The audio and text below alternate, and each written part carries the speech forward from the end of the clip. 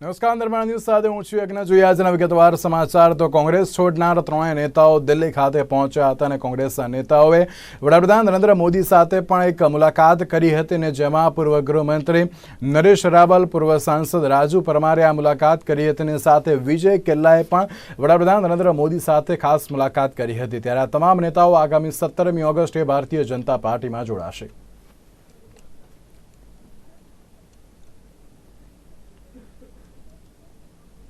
भाई बहन पवित्र तहेवार की उजवणी आखो देश करशे त्यारे देशना वडाप्रधान नरेंद्र मोदी ने तेमना मुस्लिम बहन कमर मोहसिन शेख छेल्ला 28 वर्षथी राखड़ी बांधे छे। छेल्ला 2 वर्ष कोरोना ने कारणे बांधी शक्या न हता त्यारे आ वर्षे तेओ पोताना हाथे बनावेली राखड़ी वडाप्रधानने मोकलावशे। तेमणे कह्युं हतुं के मने आशा छे के तेओ आ वखते मने दिल्ही बोलावशे। मैं बधी ज तैयारीओ करी लीधी छे। तेमणे एम्ब्रोडरी डिजाइन वाળી रेशमी रिबननी उपयोग करीने जाते ज आ राखड़ी बनावी छे त्यारे राखड़ी बांधवानी साथे तेओ 2024 में फरी वडाप्रधान बने तेवा आशयनी साथे शुभेच्छाओ पण पाठवी हती। पार एटले रक्षाबंधन वडाप्रधान नरेंद्र मोदी पण मनावशे। अत्यार हाल आपणे एमनी बहन साथे उपस्थित छे कि जे छेल्ला 28 वर्षथी तेमने राखड़ी बांधे छे परंतु कोरोनाना 2 वर्ष तेओ मिस करी गया हता त्यारे कोरोना बाद फरी एकवार तेओ तेमने राखड़ी मोकलावाना छे। आपणी साथे तेओ उपस्थित छे। बेन शुं कहेशो 2 वर्ष बाद तमे राखड़ी मोकलावाना छो, केटलो उत्साह अने शुं कहेशो? मैं सोचती हूँ कि मुझे अगर इनविटेशन आया तो मैं जाऊँगी, मैं जाने के लिए तैयार बैठी हूँ। लेकिन अगर 1% अगर नहीं हो सका तो मैं राखी तो बेचती हूँ हर साल, लेकिन अगर अब मौका मिला ना तो मैं जाकर बांधूंगी, उससे मुझे ज़्यादा खुशी मिलेगी। 2 साल के बाद अब तीसरे साल में जाके बांधूंगी। अच्छा, मुख्यमंत्री पण हता त्यारे पण आपे राखड़ी बांधी, हवे वडाप्रधान बन्या छे, केटली खुशीनी लागणी अनुभवो छो तमे?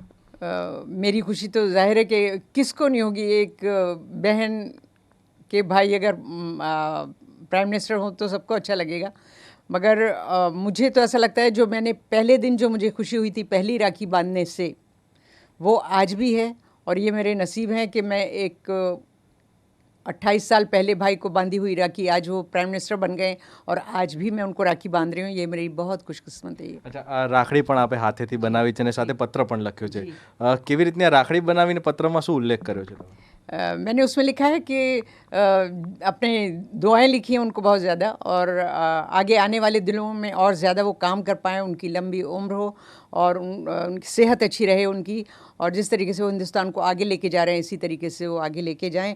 और ये जो राखी है ये मैंने खुद बनाई है, ये मैंने रेशम के कपड़े के ऊपर बनाई है और जरदोजी वर्क खुद अपने हाथ से करके इसको उनके लिए तैयार किया है। क्योंकि राखी पूरा दिन बांधते हैं और अभी गर्मी का सीज़न है तो बहुत हाथ पर वो हो जाते हैं, निशान हो जाते हैं, तो मैंने ये रेशमी धागे से बनाई हुई राखी बनाई है उनके लिए। 2022 में गुजरात का इलेक्शन है, 24 में भारत का इलेक्शन है, क्या कहेंगे फिर से वो प्रधानमंत्री बने उसके लिए? जैसी मेरी पहले दुआ थी वो आज भी है कि 2022 भी जीतें, 2024 भी जीतें, और जब तक हमारी ज़िंदगी है हम यही देखते रहें कि वो आगे बढ़ते रहें। और कौन चाहेगा कि ना जीतें? हम तो यही दुआएं हैं हमारी कि वो जीतें और आगे हिंदुस्तान को लेकर जाएं। अच्छा, आ 28 वर्षनो कोई एवो अनुभव तमारे नरेंद्र मोदी साथे थयो होय ने आजना दिवसे तमे कहेवा मांगता हो? नहीं, मैं तो हमेशा सिर्फ उनके लिए सिर्फ दुआ करती हूँ, और उसके सिवा कोई मतलब मेरा कोई वो नहीं है कि भगवान उनको लंबी उम्र दे, ज़िंदगी दे और अच्छे सेहत अच्छी रहे। और हमेशा उनके साथ हर बार का मिलना मेरे लिए एक अलग अनुभव रहा है। तो वो मैं बता नहीं सकती कि जैसे मुझे मिलकर उनको खुशी होती है वो कहने के बयान नहीं की जा सकती, ऐसा है। बिल्कुल थी। तो पवित्र बंधन छे आ अने तेमां कोई पण ज्ञाति વાત નથી કરતી, પરંતુ અત્યારે હાલની જો આપણે વાત કરીએ તો તેમને એક સરસ મજાની રાખડી તૈયાર કરી છે ને તેઓ ઉત્સાહિત છે કે વડાપ્રધાનને જઈને ખુદ તેઓ રાખડી બાંધે અને ખાસ કરીને 2022ની ચૂંટણી અને 2024ની ચૂંટણીમાં પણ તેમની ભવ્ય જીત થાય તેવી પણ તેઓ શુભકામના તેમને પાઠવી રહ્યા છે। કેમેરામેન ગજરાજ સોલંકીની સાથે બિરેન જાદવ, અમદાવાદ।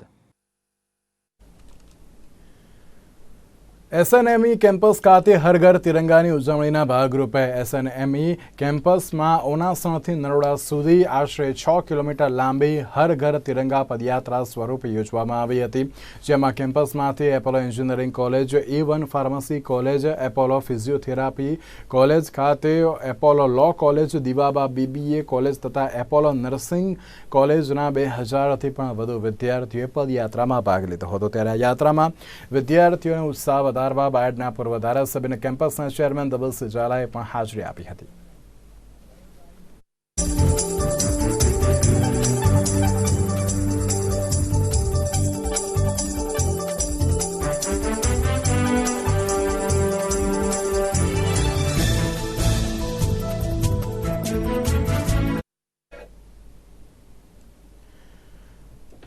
ગુજરાત રાજ્યમાં લંપી વાયરસથી ગૌ માતાના મોટા પ્રમાણમાં મૃત્યુ થઈ રહ્યા છે અને સાથે તેનાથી ગૌ માતા પ્રેમીઓમાં પણ ભારે દુઃખ જોવા મળી રહ્યું છે।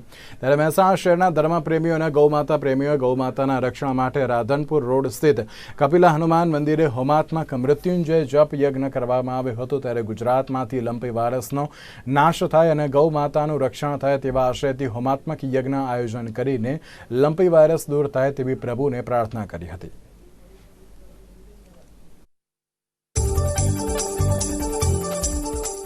ભારત વર્ષમાં એમાં પણ આખા ગુજરાતમાં અહીંયા કહેર મચાવી રહેલા લંપી નામના વાયરસ જે પશુ જગતમાં કહેર મચાવી રહ્યો છે અને એમાં પણ સૌથી વધારે ગૌ માતાઓના મૃત્યુ થઈ રહ્યા છે। આ સમયે અહીંયા કપિલા હનુમાનજી મહારાજ મંદિરમાં શંકર મોચન સમિતિ દ્વારા ગૌ માતાને મૃત્યુ પર વિજય પાવવા માટે હોમાત્મક મહામૃત્યુંજય યજ્ઞની શરૂઆત થઈ રહી છે। હોમાત્મક મહામૃત્યુંજય યજ્ઞનું કાર્ય થઈ રહ્યું છે। તો આ નિમિત્તે વધુમાં વધુ હોમ થાય અને વધુમાં વધુ મહામૃત્યુંજયના જપનો અહીંયા જપ થાય અને મા જગદંબા ગૌ માતાને મૃત્યુમાંથી અહીંયા બહાર નીકળે એવા ભગવાન મહાદેવને અહીંયા પ્રાર્થના કરી રહ્યા છીએ સર્વે। અહીંયા કપિલા હનુમાનજી મહારાજમાં શંકર મોચન સમિતિના દરેક સભ્યો તથા ભાવિક ભક્તોને અપીલ છે એવી કે વધારેમાં વધારે મૃત્યુંજયના જપ કરી શ્રાવણ માસમાં ગૌ માતાના મૃત્યુ પર વિજય પાવવા માટે મૃત્યુંજય જપ કરી આ યજ્ઞમાં સહભાગી બની સર્વે ભક્તો અને ભગવાન મહાદેવને પ્રાર્થના કરો।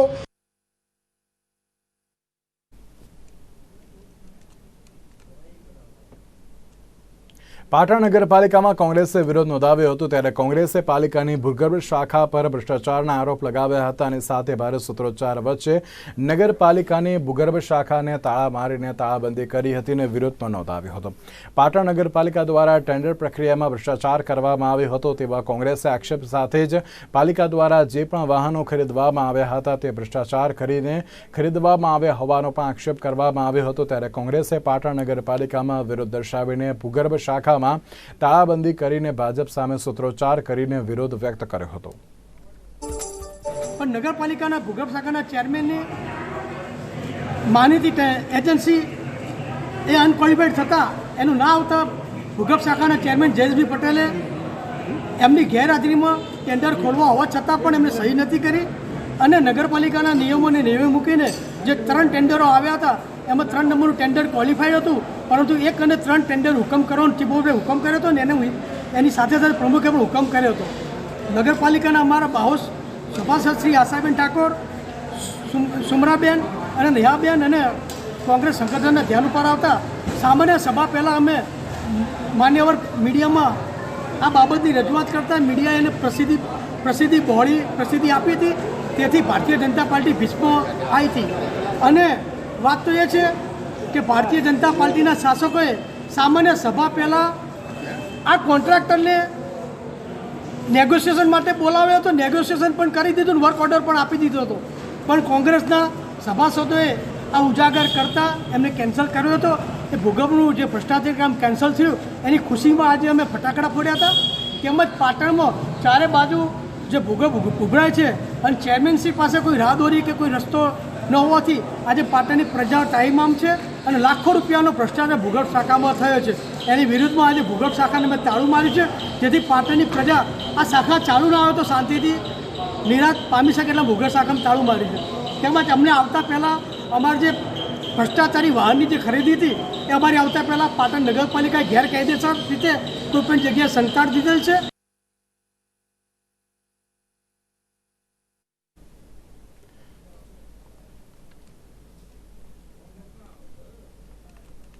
વાત કરીએ રાજકોટની તો રાજકોટની કુવાડવા પોલીસ દ્વારા નકલી ઘીના શંકાસ્પદ કેસમાં એક શખ્સ સામે કાયદેસરની કાર્યવાહી કરવામાં આવી છે। જન્માષ્ટમીના તહેવારો પહેલા રાજકોટમાં શંકાસ્પદ ડુપ્લિકેટ ઘી મામલે કુવાડવા પોલીસે નવા ગામ આણંદ પર નજીક રંગીલા શ્રીફળ પાર્કમાં રહેતા પરેશ લીલાધર મુલિયા નામના શખ્સ વિરુદ્ધ કાયદેસરની કાર્યવાહી કરવામાં આવી છે। ત્યારે આ શખ્સ પાસેથી 40 ડબ્બા સાથે 599 કિલો ઘી ઝડપી પાડ્યું છે। ત્યારે હાલ ફૂડ સેફ્ટી અધિકારીઓની હાજરીમાં ઘીના નમૂના લઈને FSLમાં મોકલવામાં આવ્યા છે।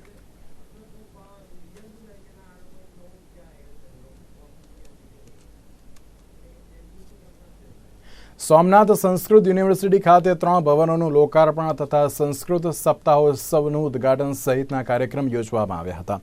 આ સંસ્કૃત યુનિવર્સિટીમાં લાખોના ખર્ચે 3 ભવનોનું લોકાર્પણ કાર્યક્રમ યોજવામાં આવ્યો હતો, જેમાં ગુજરાત વિધાનસભાના અધ્યક્ષ ડોક્ટર નીમાબેન આચાર્ય, રાજ્યના શિક્ષણ મંત્રી જીતુભાઈ વાઘાણી, રાજ્યકક્ષાના મંત્રી કુબેરભાઈ ડિંડોર સહિતની ઉપસ્થિતિમાં આ કાર્યક્રમનું આયોજન કરવામાં આવ્યું હતું, જેમાં SSIP કાર્યશાળા NEB 2020 કાર્યશાળા દૂરવર્તી શિક્ષણનો પ્રારંભ, ગ્રંથોનું લોકાર્પણ, અંગ્રેજી કાર્યશાળાનું સમાપન અને સંશોધન કાર્યશાળા તથા રુદ્રયાગાનુષ્ઠાનના સહિતના કાર્યક્રમ પણ યોજવામાં આવ્યા હતા।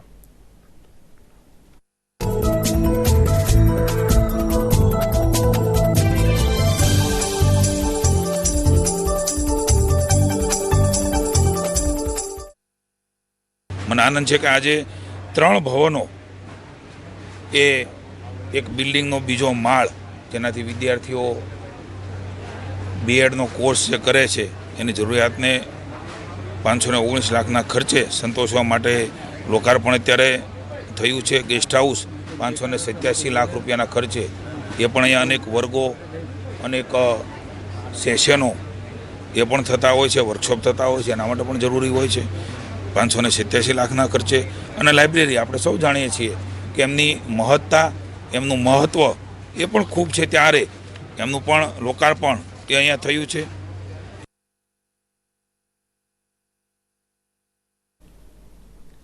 વાત કરીએ સુરતની તો સુરતના અમરોલી કોસાડ આવાસમાં બાઇક અથડાવા બાબતે 2 સમૂહ વચ્ચે બબાલ થઈ હતી, જે બાબતની અદાવત રાખીને મારામારી થતા એક વ્યક્તિનું ઘટનાસ્થળે મૃત્યુ નિપજ્યું હતું। મળતી માહિતી અનુસાર અમરોલી વિસ્તારમાં આવેલા કોસાડ આવાસમાં 3 વ્યક્તિઓ પગપાળા જઈ રહ્યા હતા। તે દરમિયાન પાછળથી એક બાઇક ચાલકે બાઇક અથડાવી હતી, જેના લઈને બંને વચ્ચે બોલાચાલી પણ થઈ હતી, જેની યુવકે અદાવત રાખીને તેના માણસો બોલાવીને મારવાની કોશિશ કરી હતી, જેના પ્રતિકાર કરતા બાઇક ચાલક દ્વારા મારામારી કરવામાં આવી હતી, જેમાં એક યુવકનું મૃત્યુ થયું હતું। જે ઘટના બનતા તાત્કાલિક અમરોલી પોલીસ પણ ઘટનાસ્થળે આવી પહોંચી હતી અને લાશને પોસ્ટમોર્ટમ અર્થે સ્મીમેર હોસ્પિટલમાં ખસેડવામાં આવી હતી। જોકે આ ઘટનામાં અમરોલી પોલીસે હત્યાનો ગુનો નોંધીને આરોપીને પકડી પાડ્યા હતા અને વધુ તપાસ હાથ ધરી હતી।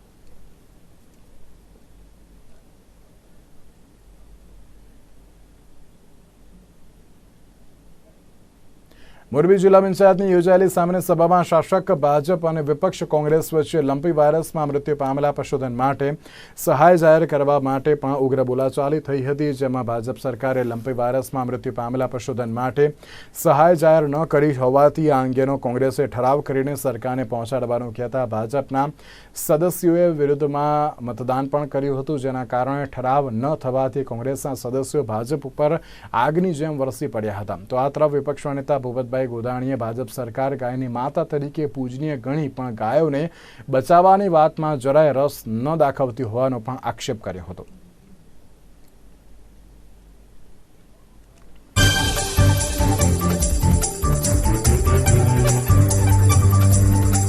અમે આ જિલ્લા પંચાયતની સામાન્ય સભામાં પ્રમુખ સાહેબને વિનંતી કરેલી કે આ લંપીના હિસાબથી મોરબી જિલ્લામાં ઘણા બધા ગાયો માતાના મૃત્યુ થયેલા છે, એમાં વેક્સિન અને જે મૃત્યુ થયેલી ગાયોના પણ નિકાલ બહુ વ્યવસ્થિત થતા નથી, અને ખાસ કરીને આ પશુપાલનનો ધંધો છે અને ખેડૂતો આની સાથે જોડાયેલા છે, તો ખરેખર અસંખ્ય ગાય માતાના મૃત્યુ થયા છે। તો આ લોકોને ખાસ કરી અને સહાય મળવી જોઈએ એવો અમારે ઠરાવ કરવાનો હતો, પણ વિપક્ષ તરીકે અમે બહુ રજૂઆત કરી અને ઠરાવ પણ લીધો, અમે મંજૂર કર્યો, પણ શાસક પક્ષે આને નામંજૂર કરેલો છે। આખા ગુજરાતની અંદર મોરબી જિલ્લો જ માત્ર એવો છે કે જ્યાં 90% ઉપરાંતની કામગીરી રસીકરણ માટે અને પશુ સારવાર માટેની થઈ રહી છે।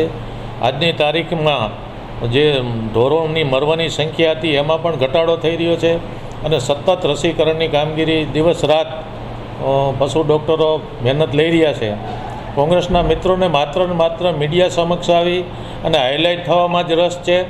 કાલે કલેક્ટર ઓફિસમાં અમારી મિટિંગ હતી. દરેક વિપક્ષી સભ્યોને પણ આમંત્રણ આપવામાં આવ્યું હતું, પણ એ લોકો એમના કામ પ્રત્યે ગંભીર નથી.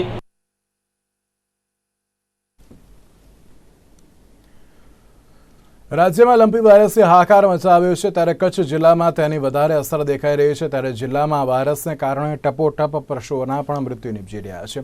તે વચ્ચે કોંગ્રેસે આ મામલે વિરોધમાં વ્યક્ત કર્યો હતો અને કોંગ્રેસનું માનવું છે કે સરકાર આ મહામારીથી નિપટવા માટે કોઈ પણ કામગીરી કરતી નથી. ત્યારે પ્રદેશ નેતાઓ સહિત આગેવાનો કલેક્ટર ચેમ્બરમાં વિરોધ કરવા માટે પહોંચ્યા હતા અને તે વચ્ચે કોંગ્રેસના એક કાર્યકર્તાએ મુંડન કરાવીને વિરોધ વ્યક્ત કર્યો હતો અને મોટી સંખ્યામાં કોંગ્રેસના કાર્યકરોએ ભેગા થઈને ગૌધન માટે સરકાર તમામ પ્રયત્નો કરે તેવી રજૂઆત પણ કરી હતી.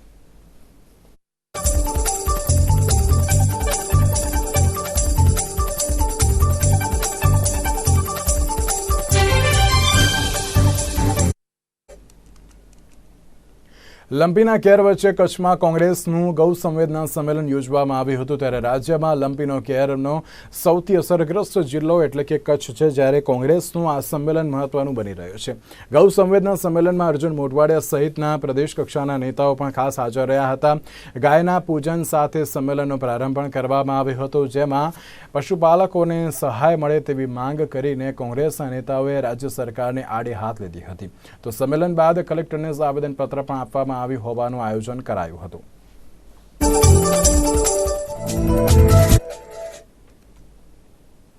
શ્રાવણ મહિનાના બીજા સોમવારે શિવભક્તો વિવિધ શિવાલયોમાં મોટી સંખ્યામાં દર્શન કરવા માટે ઉમટી પડ્યા હતા. ત્યારે અમદાવાદના નિર્ણયનગર ખાતે આવેલા રામેશ્વર મંદિર ખાતે પણ મોટી સંખ્યામાં ભાવિક ભક્તો ઉમટી પડ્યા હતા અને ભગવાન શિવજીને રીઝવવા માટે જળ અને દૂધનો અભિષેક કરતા પણ તેઓ નજરે પડ્યા હતા. ત્યારે મોટું શિવલિંગ અને તેની આસપાસ 12 જ્યોતિર્લિંગના દર્શન કરવા માટે શિવભક્તો ઉમટી પડ્યા હતા.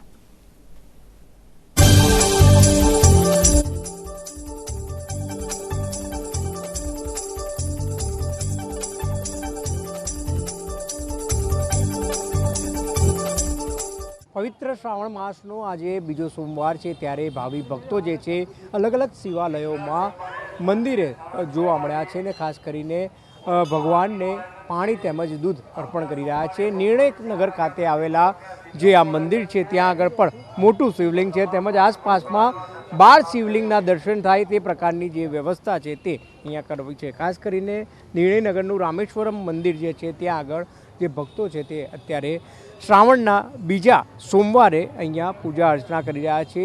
ભગવાન મહાદેવજીને જે જળ તેમજ દૂધ અર્પણ કરી રહ્યા છે. 12 શિવલિંગની જે પૂજા છે તે અહીંયા જ કરી શકે. ખાસ કરીને ઘણા એવા ભાવિ ભક્તો હોય છે તે અલગ અલગ જગ્યાએ જઈ નથી શકતા, ત્યારે નિર્ણયનગર ખાતે આવેલ જે રામેશ્વરમ મંદિર છે તે ભગવાનનું મોટું શિવલિંગ તેમજ આસપાસ બીજા 12 શિવલિંગ એટલે કે કહી શકાય કે ભગવાન શિવજી એટલે કે ભગવાન ભોળાનાથના જે દર્શન કરવા માટે 12 જે જ્યોતિર્લિંગ છે, જ્યોતિર્લિંગના દર્શન અહીંયા કરી શકે છે. તે પ્રકારની જે કહી શકાય કે અત્યારે શ્રાવણના બીજા સોમવાર એટલે કે બીજા સોમવારે ભગવાનને રીઝવવા માટે, ભગવાન ભોળેનાથને રીઝવવા માટે તમામ ભાવિ ભક્તો અહીંયા મંદિરે ઉમટ્યા છે, મંદિરે દર્શન કરવા આવી રહ્યા છે. કેમેરા પર્સન અજય નીલેવાડ સાથે બ્રિજેશ દવે, અમદાવાદ. આઈએફઈએ દ્વારા એસએનએસ કુકિંગ ક્લાસના હેરિટેજ એન્ડ ફૂડ ફેસ્ટિવલ કાર્યક્રમનું આયોજન કરવામાં આવ્યું હતું, જેમાં રાજ્યના પ્રવાસન સ્થળો, હસ્તકલા કારીગરોને પ્રોત્સાહન આપવાના હેતુથી આ આયોજન કરવામાં આવ્યું હતું. રાજ્યના હેરિટેજ, પ્રવાસન, હસ્તકલા અને રસોઈ કળાએ પ્રોત્સાહન આપતા પરંપરા હેરિટેજ એન્ડ ફૂડ ફેસ્ટિવલનો પ્રારંભ કરવામાં આવ્યો હતો. 8 થી 15મી ઓગસ્ટ સુધી ચાલનારા આ ફેસ્ટિવલનું આયોજન આઈએફઈએ દ્વારા એસએનએસ કુકિંગ ક્લાસીસના સહયોગિતામાં Narayani heights club and resort Bhat Gandhinagar ખાતે કરવામાં આવી રહ્યું હતું. પરંપરા હેરિટેજ એન્ડ ફૂડ ફેસ્ટિવલનો પ્રારંભ કરવામાં આવ્યો હતો, ત્યારે આ કાર્યક્રમ ગાંધીનગરના મેયર હિતેશભાઈના હસ્તે કરવામાં આવ્યો હતો. ગાંધીનગર ડિસ્ટ્રિક્ટનો આ સર્વપ્રથમ અને પિકનિક સ્પોટ છે. ત્યાર પછી આપણા તે વખતના માનનીય મુખ્યમંત્રી શ્રી અને હાલના વડાપ્રધાન શ્રી નરેન્દ્રભાઈ મોદીના ફરજ હસ્તે અમોએ 2009માં અને 4 સ્ટાર બેન્ક્વેટ અને હોટલના આ પ્રોજેક્ટનું પ્રારંભ MOU કરીને લીધેલું. એટલે ગુજરાત ટુરિઝમ માન્ય અમારું આ યુનિટ છે. બીજી વાત આપને ખાસ કરવાની કે ટુરિઝમમાં આપણા તે વખતના મુખ્યમંત્રી અને હાલના આપણા વડાપ્રધાન લોકલાડીલા શ્રી નરેન્દ્રભાઈ મોદીએ એક સુંદર સ્લોગન આપણા બધાને આપેલું અને એ સ્લોગનના શબ્દો હતા કે tourism unites the world and terrorism divides the world. તો એ થીમ ઉપર અમે લોકો છેલ્લા 2 દાયકાથી અહીંયા ગુજરાતમાં અને ટુરિઝમના વિકાસ અર્થે અહીંયા કાર્યરત છીએ અને વિભિન્ન આયોજનો, ફૂડ ફેસ્ટિવલ્સ, બીજા જે પ્રવાસનના વિકાસને લગતા આયોજનો અમે અહીંયા કરી રહ્યા છીએ અને મહિલા તેમજ બાલ વિકાસ માટે અને એ લોકોને પ્રોત્સાહન સાંપડે એ માટે અમે લોકો એક્ઝિબિશન્સ વગેરેનું સુંદર આયોજન અહીંયા સરસ રીતે કરી રહ્યા છીએ. આજે આ સુંદર મજાનું એક્ઝિબિશન પરંપરાના નામથી જે આપણી હેરિટેજ, આપણી જે ઓળખ છે, જે આપણી ભાતીગળ સંસ્કૃતિ, એને ઉજાગર કરવા માટે કે જે સંસ્કૃતિમાં આજે મેં સરસ મજાનું આજે જોતો આવતો હતો, મેં જોયું પાટણના બહેનો છે. મેં એમને પૂછ્યું કે આપ, એટલે કે અમે અમારા ઘર માટે આ કામ કરતા હતા. એમને જે પાટણના આપણા પટોળા જે કહીએ છીએ એવા પ્રકારના એમના સરસ મજાના બનાવતા હતા. મેં એમને પૂછ્યું કે 17,000 બહેનો આ કામમાં જોતરાયેલી છે. એટલે કહેવાનો મતલબ કે આ હેરિટેજ, આપણી સંસ્કૃતિ, બહુ બધું આપણા સંસ્કૃતિમાં પડ્યું છે, પણ ક્યાંક આજના આધુનિક યુગમાં ક્યાંક આ બધું ખોવાતું જાય છે. તો આ બધા વિષયો આવા એક્ઝિબિશનથી, આવા કાર્યક્રમોથી આ બધું ઉજાગર થાય ને આપણા સંસ્કૃતિને લોકો જાણે અને માણે અને એની તરફ પ્રેરાય અને આવા નાના માણસોનો પણ એમાં રોજગારી મળે અને એમાંથી આપણા દેશનો અને બધાનો વિકાસ થાય, એ આશય આજનો. અને ખૂબ સરસ, મને ખૂબ આનંદ થયો કે આ એક્ઝિબિશનમાં આવીને મને પોતાને આમ અંદરથી આમ એ થયું કે આનો સહભાગી બનવાનું મને સદભાગ્ય મળ્યું છે આજે.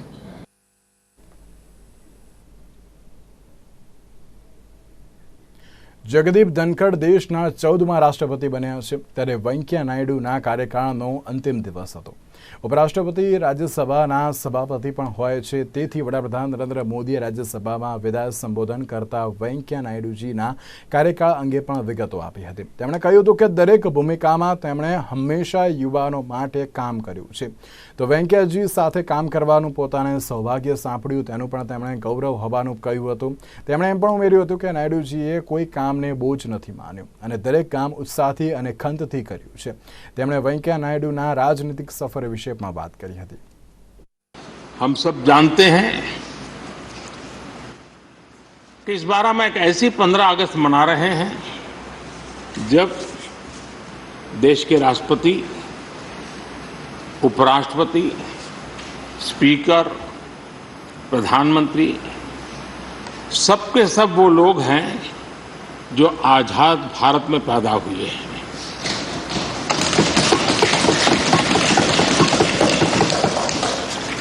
और सबके सब बहुत ही साधारण पृष्ठभूमि से आते हैं. मैं समझता हूं उसका अपना एक सांकेतिक महत्व है. साथ में देश के नए युग का एक प्रतीक भी है. आदरणीय सभापति महोदय, आप तो देश के एक ऐसे उपराष्ट्रपति हैं जिसने अपनी सभी भूमिकाओं में हमेशा युवाओं के लिए काम किया है. आपने सदन में भी हमेशा युवा सांसदों को आगे बढ़ाया, उन्हें प्रोत्साहन दिया. आप लगातार युवाओं के संवाद के लिए यूनिवर्सिटीज और इंस्टीट्यूशंस लगातार जाते रहे हैं. नई पीढ़ी के साथ आपका एक निरंतर कनेक्ट बना हुआ है और युवाओं को आपका मार्गदर्शन भी मिला है और युवा भी आपको मिलने के लिए हमेशा उत्सुक रहे हैं. इन सभी संस्थानों में आपकी लोकप्रियता भी बहुत रही है। मुझे बताया गया कि वाइस प्रेसिडेंट के रूप में आपने सदन के बाहर जो भाषण दिए उनमें करीब करीब 25% युवाओं के बीच में रहे हैं। ये भी अपने आप में एक बहुत बड़ी बात है। आदरणीय सभापति महोदय, व्यक्तिगत रूप से मेरा यह सौभाग्य रहा है कि मैंने बड़े निकट से आपको अलग अलग भूमिकाओं में देखा है। बहुत सारी आपकी भूमिका ऐसी भी रही जिसमें आपके साथ कंधे से कंधा मिलाकर कार्य करने का भी मुझे सौभाग्य मिला है। पार्टी कार्यकर्ता के रूप में आपकी वैचारिक प्रतिबद्धता रही हो, एक विधायक के रूप में आपका कामकाज हो, सांसद के रूप में सदन में आपकी सक्रियता हो, भारतीय जनता पार्टी के अध्यक्ष के रूप में आपका सांगठनिक कौशल्य और लीडरशिप की बात हो, कैबिनेट मंत्री के रूप में आपकी मेहनत, नवाचार का आपका प्रयास और उससे प्राप्त सफलताएं देश के लिए बहुत उपकारक रही है, या फिर उपराष्ट्रपति और सदन में के सभापति के रूप में आपकी गरिमा और आपकी निष्ठा। मैंने आपको अलग अलग जिम्मेदारियों में बड़े लगन से काम करते हुए देखा है। आपने कभी भी किसी भी काम को बोझ नहीं माना। आपने हर काम में नए प्राण फूंकने का प्रयास किया है। आपका जज्बा, आपकी ये लगन हम लोगों ने निरंतर देखी है। मैं इस सदन के जरिए प्रत्येक माननीय सांसद और देश के हर युवा से कहना चाहूंगा कि वो समाज, देश और लोकतंत्र के बारे में आपसे बहुत कुछ सीख सकते हैं।